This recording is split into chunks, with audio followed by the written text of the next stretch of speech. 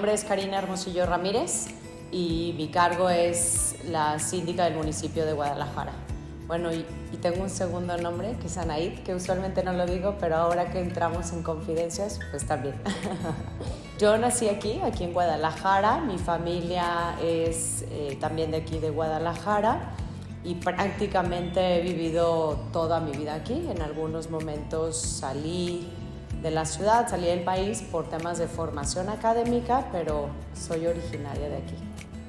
Sí, la verdad es que creo que tuve una niñez muy divertida, muy sana. Mis padres siempre han trabajado, tanto mi mamá como mi papá han trabajado. Entonces, buena parte de mis tardes, si no era hacer deporte, estaba con mi abuela, quien en mucho tiempo nos cuidó a mí, a mi hermano y a algunos otros primos. Entonces fueron una niñez muy feliz, ¿no? Jugar en la calle, salir a patinar, jugar con los primos, hacer travesuras, por supuesto. Yo era una niña que siempre me gustó y me sigue gustando el deporte, entonces siempre era la niña con las rodillas raspadas por estar haciendo alguna actividad física. Entonces recuerdo mi niñez como una etapa muy agradable de mi vida, muy divertida al menos.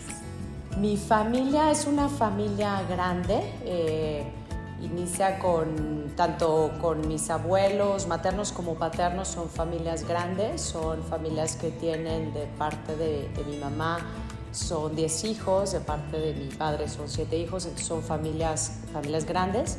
Familias también muy trabajadoras. Recuerdo a mi abuelo, un hombre sumamente trabajador y el cual desde un inicio nos enseñó el valor del esfuerzo y del trabajo, pero también de mi abuela. O sea, la verdad es que es una abuela que aún con 10 hijos estuvo buscando cómo estar trabajando en todo momento. Y por parte de mi padre también, tanto un abuelo muy trabajador como una abuela, mi abuela paterna sí estaba en casa, pero una abuela que se la pasaba también cuidando nietos, atendiendo y con mucha actividad.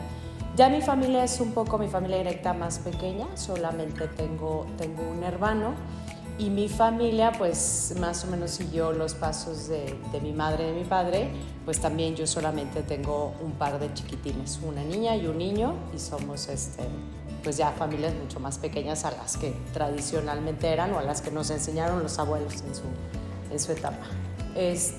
Yo quería ser astronauta, debo confesarlo. Y si en ese tiempo a lo mejor hubiera visto lo que logró ahora Katia, pues seguramente hubiera sido un gran referente. A mí me hubiera encantado trabajar en la NASA. De hecho, en algún momento así se los planteé a mis papás, que yo quería ser astronauta, que yo quería trabajar en la NASA. Y en algún momento pensé que iba a ser físico-matemática para llegar por ahí. Al final, pues el destino dio muchas vueltas y no estoy ni en la NASA, sino aquí en el ayuntamiento. Y tampoco soy físico-matemática, ¿no? Pero ese fue uno de mis sueños. La verdad es que no fue un sueño tan tradicional como el de muchas niñas de querer ser maestra, por ejemplo, que muchas de las niñas quieren serlo, sino más bien yo siempre me vi en la NASA llegando a la Luna. Ese era mi sueño. Un orgullo ver y además a una mexicana, ¿no? Y una chica tan joven, por supuesto que es un orgullo. Sí, es que me encantó verla ahí porque de alguna manera es una muestra para las niñas, ¿no? Es decir, no solamente hay que soñar, por supuesto que ese sueño lo puedes materializar. Entonces sí.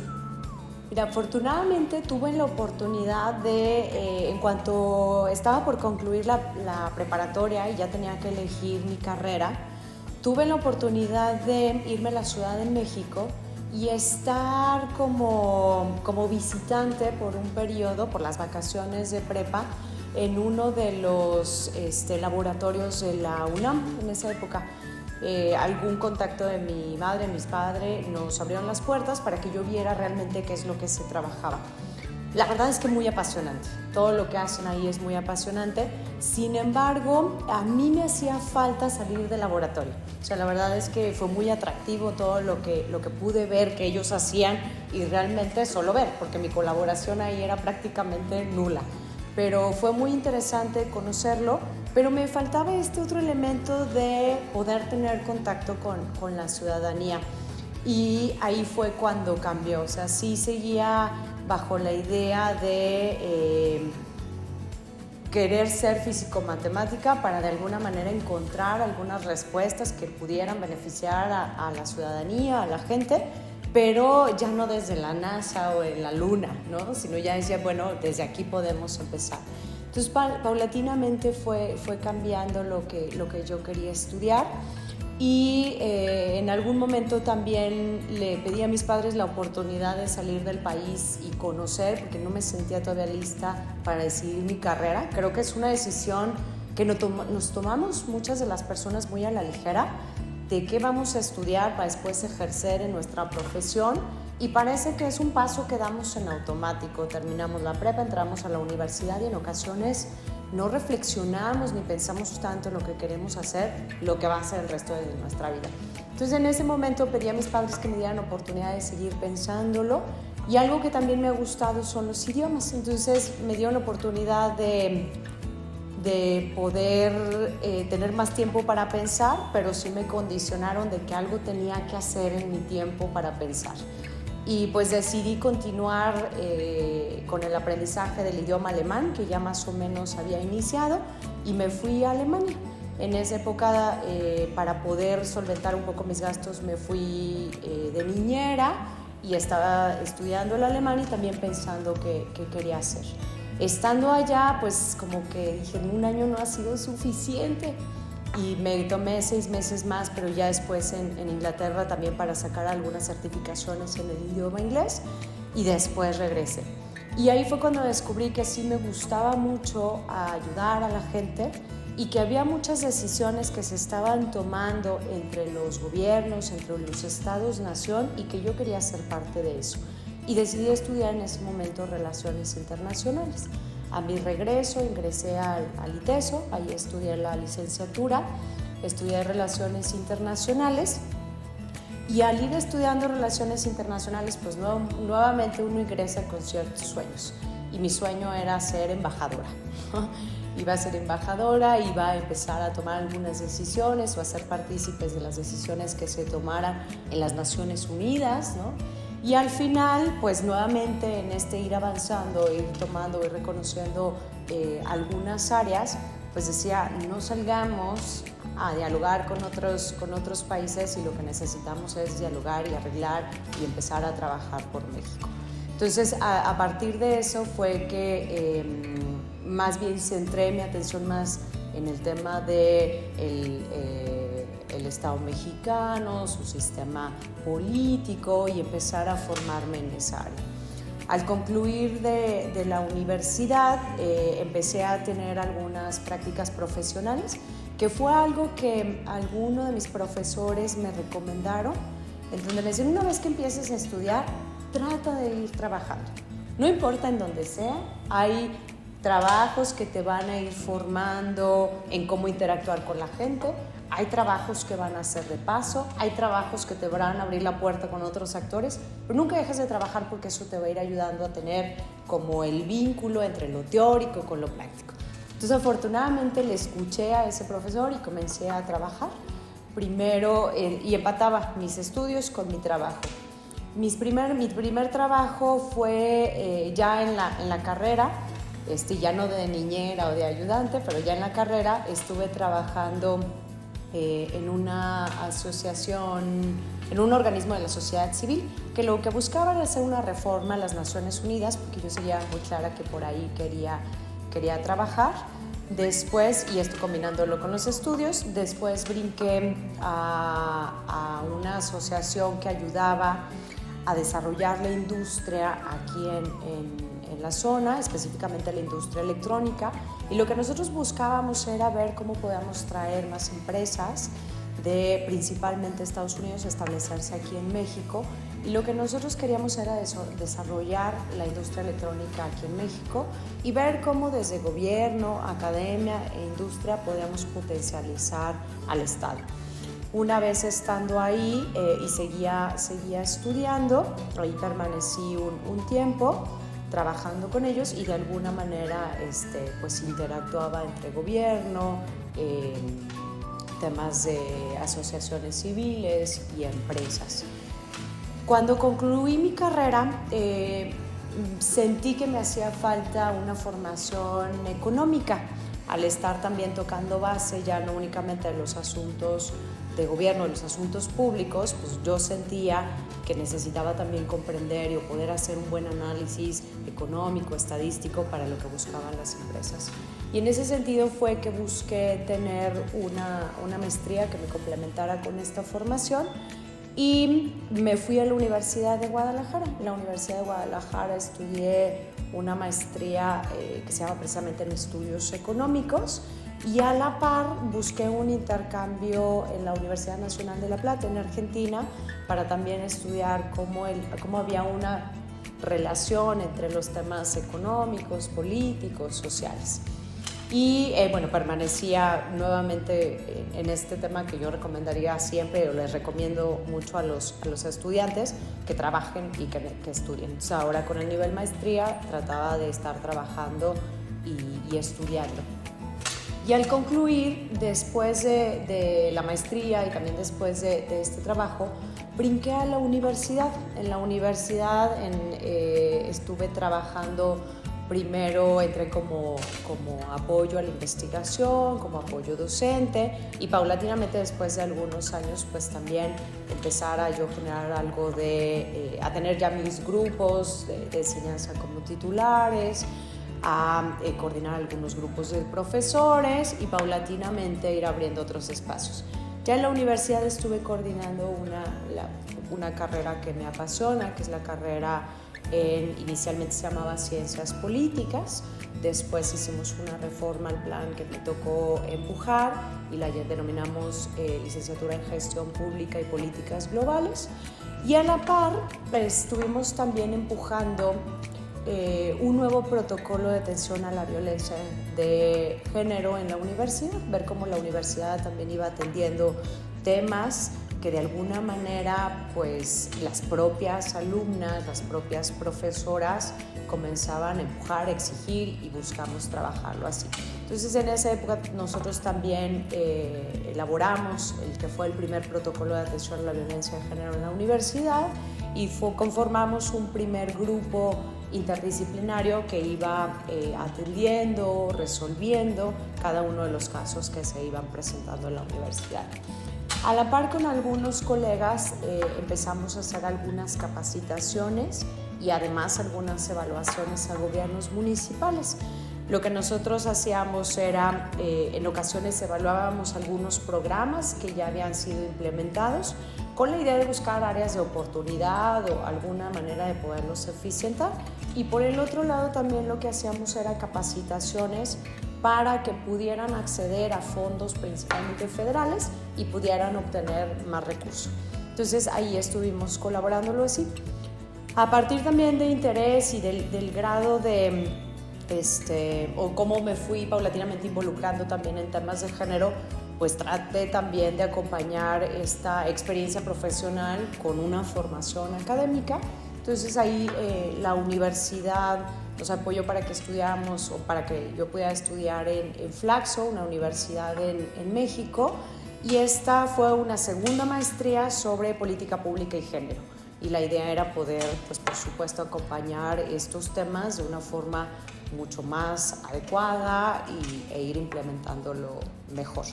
Y también estuvimos asesorando algunas otras escuelas, principalmente preparatorias, y otras universidades para que fueran formulando sus propios protocolos y fueran elaborando o integrando sus comités de atención a violencias de género y de casos que se suscitaran al interior de la universidad.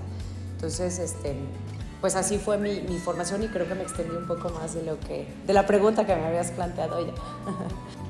Mira, yo creo que empieza inicialmente cuando con los colegas vamos haciendo evaluaciones a gobierno, ¿no? Creo que, bueno, lo dividiría en dos momentos. Cuando nosotros hacemos estas evaluaciones y capacitaciones a los gobiernos, en donde se da un acercamiento y donde además lo que uno busca es pues meterse a las tripas del gobierno y ver qué se hace bien, qué se hace mal y cómo uno puede aportar para que se haga mejor.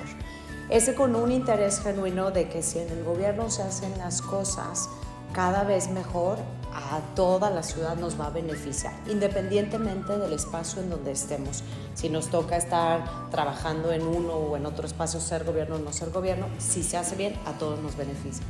Y el segundo es porque, pues de alguna manera nosotros o su servidora desde la universidad estaba coordinando un programa, una licenciatura en donde estábamos, pues se siguen o se están formando los que ahora están tomando decisiones en distintos espacios.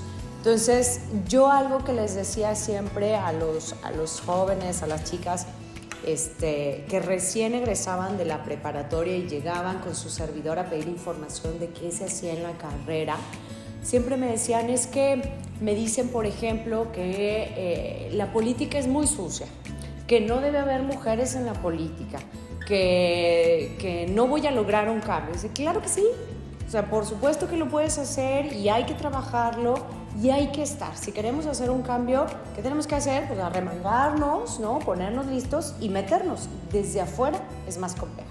Entonces, desde ese momento, yo estar dando un discurso para estudiantes que estaban interesados en la materia, pues yo de alguna manera también estaba diciendo, si algún cambio quieres hacer, pues hay que hacerlo desde adentro.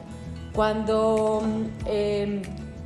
el candidato, en ese entonces, el alcalde Pablo Lemos, o el candidato, va o se anuncia que va ahora por Guadalajara, él me extiende la invitación para formar parte. Entonces, la verdad es que pues fue una decisión relativamente sencilla, que tenía que ser congruente con lo que toda la vida había dicho. O sea, si quieres hacer un cambio, hay que entrar. Sencilla por ese lado porque tenía que ser congruente con mi discurso.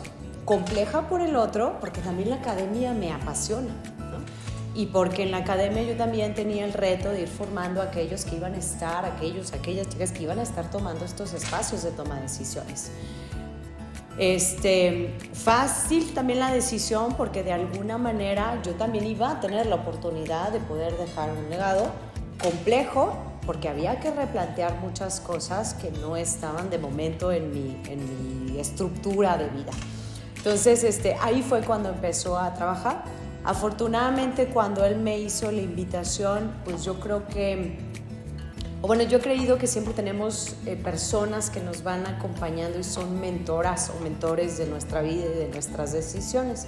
Entonces, en ese momento yo hice algunas llamadas con algunos y algunas colegas para plantearles con esa confianza pues la invitación que me estaban extendiendo, y la verdad es que no hubo persona que me dijera que no. Decía, claro, es un reto enorme, el espacio al que te están invitando a participar, pues además es de mucha responsabilidad, de mucha complejidad, pero pues hay que hacerlo. Entonces la verdad es que por más claro o decidido que yo lo tenía, también el aval y el cobijo de muchos y muchas de mis colegas pues me hizo avanzar con esta decisión, y el apoyo también de la institución que en su momento yo estaba, ¿no? Con la universidad, que decía, por supuesto, pues al final también tenemos que ser congruentes. La universidad, tú estás formando quien está tomando esos espacios de toma de decisiones en los gobiernos, pues tú también puedes ir y venir en esos espacios. Entonces así fue como me fui encaminando para llegar aquí más bien. Lo que yo había hecho prácticamente o era capacitar o era evaluar, pero nunca desde este espacio. Entonces la verdad es que es la primera ocasión en la que estoy, y además, o formar a los que estaban, ¿no? Desde la teoría, desde la universidad. Entonces efectivamente es el primer espacio en donde ya me toca estar aquí. Sí, yo creo que y destacaría dos cosas. Usualmente o tradicionalmente este es un espacio que es o que había sido ocupado por personas formadas en leyes, cosa que no es el caso de su servidora. O sea, yo soy internacionalista, tengo una formación en términos de maestría en estudios económicos y posteriormente en política pública y en género. Entonces ahí era el primer cuestionamiento. El segundo también es que pues de igual manera no es un espacio que tradicionalmente lo hayan ocupado mujeres. Entonces efectivamente llegan por supuesto dudas, sin embargo pues también uno asume retos, ¿no? Es decir, a ver, finalmente los problemas públicos son muy complejos y no los puede solucionar única y exclusivamente una persona ni formada únicamente en un área, ¿no? Pensando, por ejemplo, en abogados y en hombres, sino el reto va a ser en tener un gran equipo que de alguna manera solvente todas las áreas que yo no puedo cubrir. Entonces, en ese sentido, pues sí fue complejo porque iba a entrar en un espacio que tradicionalmente había sido ocupado por abogados y además por hombres. Y es algo con lo que debo confesar que todos los días me enfrento. Es decir, a mí me llaman o me dicen, ya llegó un artículo que refiere a una mujer, síndico, y ya terminamos con uno. Entonces, de alguna manera hay una tradición en donde siempre o de mucho tiempo atrás estaban acostumbrados a ver hombres. Y no soy la primera mujer en ocupar este espacio. Afortunadamente ya hay pocas, pero sí hubo otras colegas que estuvieron ocupando este espacio y tampoco soy la primera mujer, además no abogada, también ya hubo otra, pero pues de alguna manera sí nos ha costado trabajo cambiar estos elementos que tradicionalmente así han funcionado, ¿no? Yo creo que cualquier espacio y cualquier trabajo es sumamente complejo para las mujeres y sobre todo para las mujeres que además tratamos de ubicar con una vida personal, independientemente de si deseamos ser mamás o no ser mamás. Sí, ya tenía a mis hijos, siempre he trabajado, la verdad es que desde que nació mi hija, la primera, pues descansé los 40 días que te dan y regresé a trabajar, porque la verdad es que así vi yo el ejemplo de mi madre y me encantó ver ese ejemplo y yo también creo que puede ser un ejemplo para ellas y yo me sentía que podía combinar ambos. En el caso de mi segundo hijo, lo mismo. Entonces mis hijos han estado acostumbrados a que su mamá trabaja. Sin embargo, veníamos de un periodo de pandemia en donde pues tanto mi hija como mi hijo tuvieron más tiempo a su mamá en casa, entonces había que reorganizar y readaptar. ¿Fue difícil? Sí, fue un trabajo titánico, no difícil, muy difícil, porque había que volver a entrar en roles, hacerlo. Sin embargo, yo creo que también algo importante es que como mujeres tejamos una red de apoyo y afortunadamente yo cuento con una familia que me apoya desde mi madre o las abuelas de mis hijos, mi suegra en este caso también, tías, primas o usualmente otras mujeres que son quienes también nos tienden una red de apoyo. Y por supuesto también una pareja que de alguna manera, y más que decirlo como mi esposo, pues es un compañero de proyectos y de vida. Y en ese sentido, desde que nos casamos, pues teníamos claro que él quería crecer profesionalmente y además hacer una familia, y yo también. Entonces, que para eso teníamos que apoyarnos, yo a él, pero él también a mí, en estos roles que tradicionalmente nos han aventado a las mujeres, porque no queda de otra y nosotros hemos recibido y de alguna manera seguimos haciéndolos. Entonces, sí fue muy difícil, pero afortunadamente esta red de apoyo, pues de alguna manera nos ayuda. Y por otro lado es que por más que estemos en un espacio, no dejamos de ser hijas, no dejamos de ser hermanas, nietas, tías, amigas, y uno de alguna manera intenta encontrar tiempo para todo.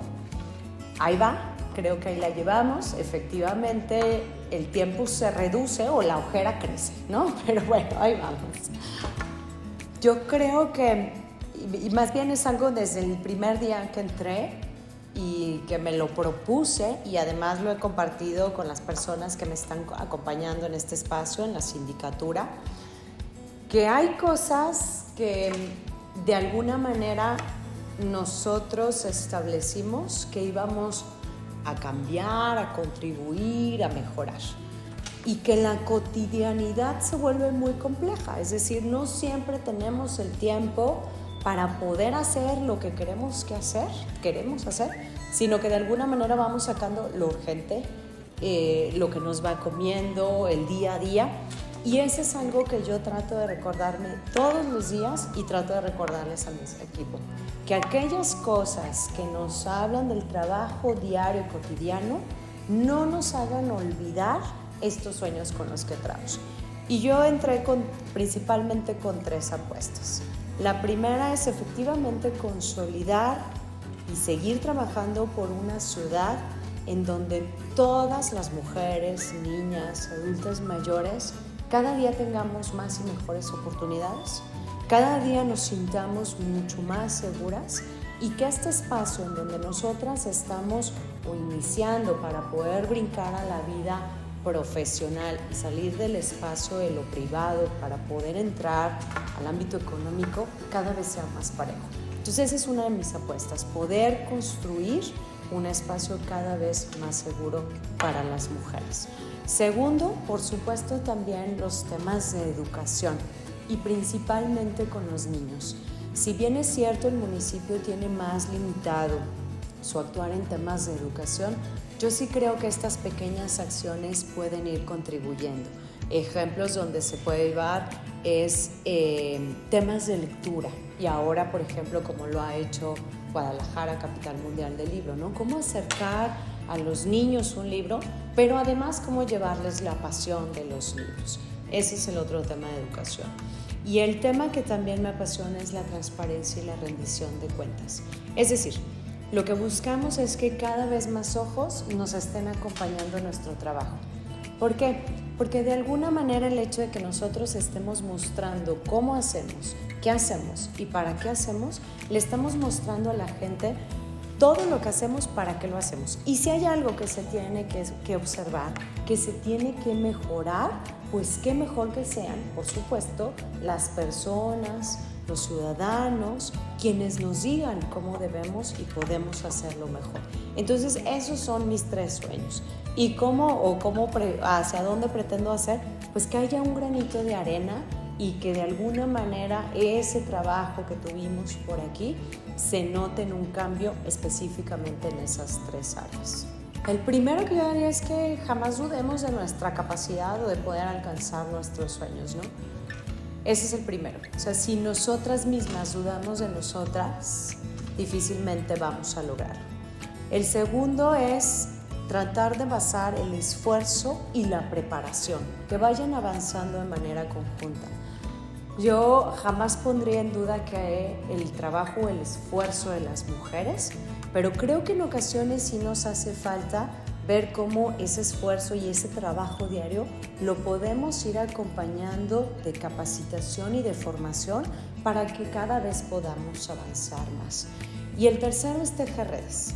O sea, definitivamente creo que entre mujeres podemos jalarnos, acompañarnos, ponernos el hombro para que otra suba, aventarnos un poco para hacerlo. Entonces, esas serían las 3 recomendaciones. No dudar de nuestra capacidad, acompañar el trabajo y el esfuerzo con la capacitación, la formación, y este tercero que es que hagamos equipo entre nosotras.